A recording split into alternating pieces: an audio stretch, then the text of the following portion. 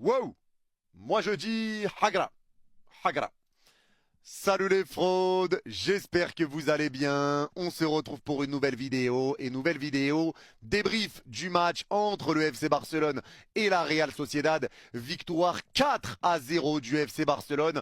Encore une victoire du Barça en 2025. On est habitué. Encore un gros score avec le Barça. On est habitué. Encore un gros score avec la manière. On est habitué. Parce que ce soir, c'est quand même terrifiant. La Real Sociedad a terminé le match avec 33 tirs subis contre 0 tirs tentés.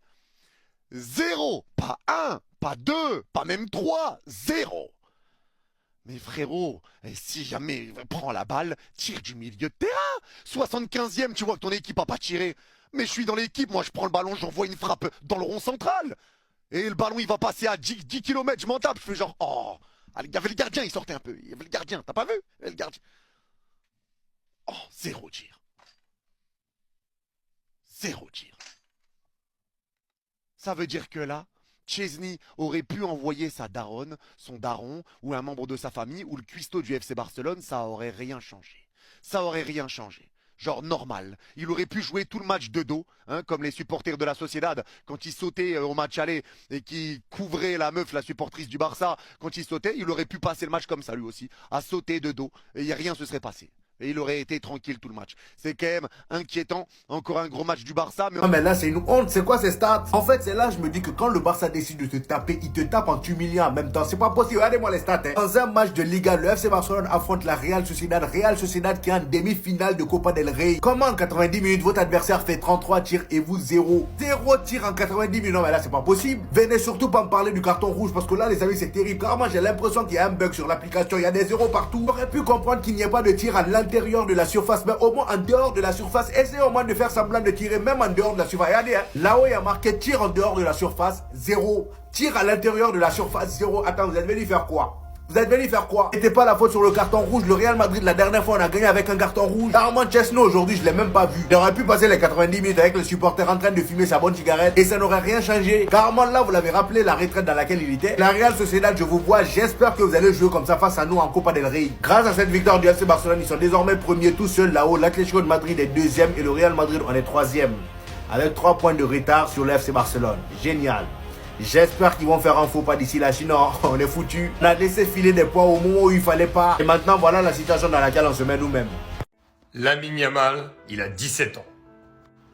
Poku Barsi, il a 18 ans. Gavi, il a 20 ans. Baldé, il a 21 ans. Pedri, il a 22 ans. Fermin Lopez, il a 21 ans. Bernal, il a 17 ans. Et là, je vous ai pris que les mecs qui ont en dessous de 22 ans. Les autres, à part Lewandowski, ils ont tous en dessous de 27 ans. Est-ce que vous comprenez ce que je veux vous dire par là? C'est que le Barça a une jeunesse et une génération dorée.